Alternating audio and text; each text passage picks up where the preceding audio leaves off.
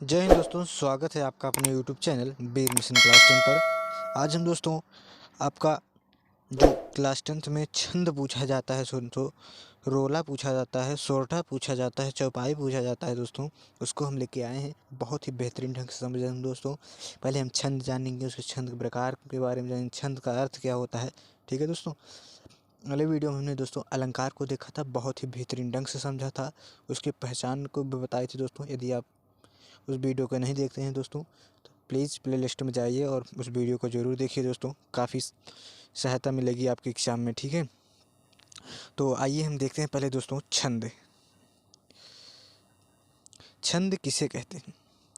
छंद का जो अर्थ है दोस्तों, वो छंद जो है वो छद धातु से बना है। किस धातु से? छद धातु से बना है, जिसका अर्थ होता है खुश रहना। वैसे छद का अर्थ होता है आच्छादित, आच्छादित का ही अर्थ होता है खुश करना। यानी कि छंद जो है छद धातु से बना है, जिसका अर्थ होता है खुश करना। ठीक है। छंद का दूसरा नाम जो है दोस्तों आपका पिंगल भी है। ठीक है, छंद का दूसरा नाम क्या है? पिंगल है। अब आइए हम छंद की परिभाषा के बारे में जानते हैं। छंद आखिर किसे कहते हैं? छंद की परिभाषा: अक्षरों की संख्या, मात्रा, गणना, गति, यति, तुक आदि को क्रमबद्ध तरीके से लिखना तथा इसे से बधी चरणबद्ध रचना क्या कहलाती है दोस्तों? छंद कहलाती है। रहे हैं अक्षरों की संख्या, मात्रा, गणना, गति, यति, तुक आदि को क्रमबद्ध तरीके से लिखना तथा इससे बधी चरणबद्ध जो रचना होती है वो आपकी छंद कहलाती है। बहुत इंपॉर्टेंट है दोस्तों। छंद के जनक किसको माना जाता है? तो आचार्य पिंगल को जो है दोस्तों आपका छंद का जनक माना जाता है। ठीक है, इंपॉर्टेंट था इसलिए हमने बता दिया है। ठीक है, अब आइए हम जानते हैं छंद के प्रकार के बारे में। छंद कितने प्रकार के होते हैं दोस्तों? आपके जो छंद होते हैं 3 प्रकार के होते हैं। पहला होता है वर्णिक छंद, दूसरा होता है मात्रिक छंद और तीसरा होता है मुक्तक छंद। छंद 3 प्रकार के वर्णिक छंद, मात्रिक छंद और मुक्तक छंद होते हैं। ठीक है, अब आइए इनको हम परिभाषाओं के द्वारा समझते हैं। वर्णिक छंद किसे कहते हैं? वर्णिक छंद जिनमें वर्णों की निश्चित संख्या की गणना हो उसे क्या कहते हैं दोस्तों? वो आप वर्णिक छंद कह देंगे। मात्रिक छंद के हैं जिनमें मात्राओं की गणना हो वो क्या हो जाता है? मात्रिक छंद हो जाता है।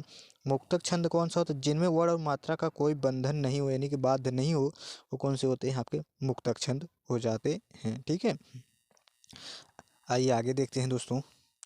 आगे है आपका पाद या चरण। प्रायः 4 पंक्तियों छंद में होती हैं। इनमें से एक पंक्ति को पाद या चरण कहते हैं। ठीक है, समचरण और विषम चरण क्या होते हैं दोस्तों?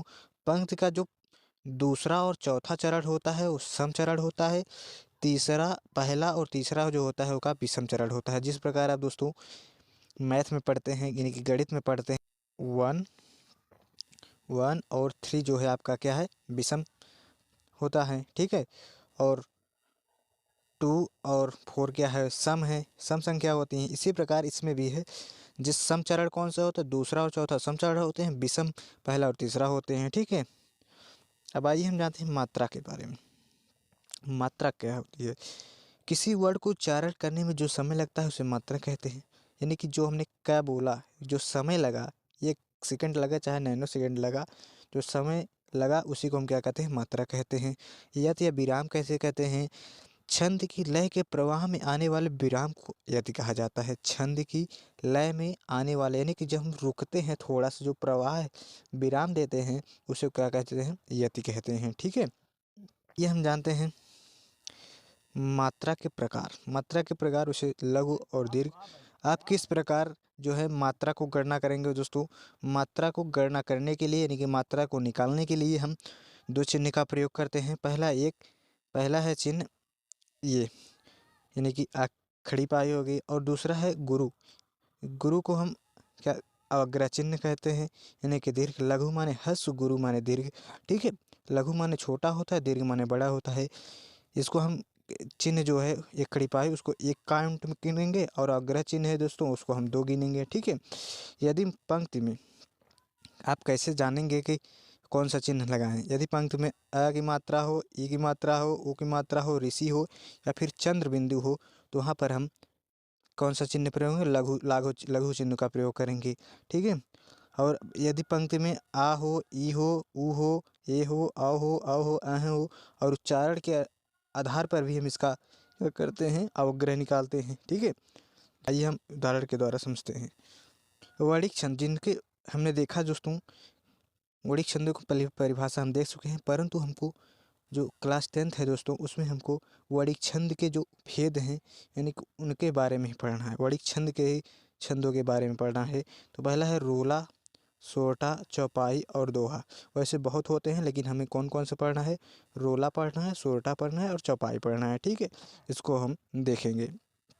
आइए देखते हैं। पहले सोरठा छंद है। पहला पहला क्या है, यह दोहे का उल्टा होता है। इसके प्रथम, सोरठा छंद जो है यह दोहे का उल्टा होता है। इसके प्रथम और तृतीय चरण में 11-11 मात्राएं तथा दूसरे और चौथे चरण में 13-13 मात्राएं होती हैं। सोरठा छंद क्या है, इसके यह दोहे का उल्टा होता है।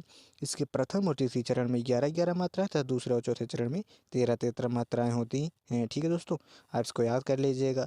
उसके बाद अब आइए हम देखते हैं उदाहरण। सोरठा छंद का जो उदाहरण है दोस्तों, पहले आप मात्रा निकालेंगे किस प्रकार। आप देख सकते हैं, जो यानी कि ओ की मात्रा आई है तो कौन सा चिन्ह हो जाएगा, अवग्रह चिन्ह हो जाएगा। सुमिरत यानी कि छोटी उ की मात्रा, छोटी की मात्रा या फिर र त आए तो कौन सा अवग्रह, कौन सा चिन्ह लगाएंगे, खड़ी पाही देंगे। यानी कि इसको कितना काउंट करते हैं, एक काउंट करते हैं। ठीक है, आप इस प्रकार मात्रा का गणना करेंगे।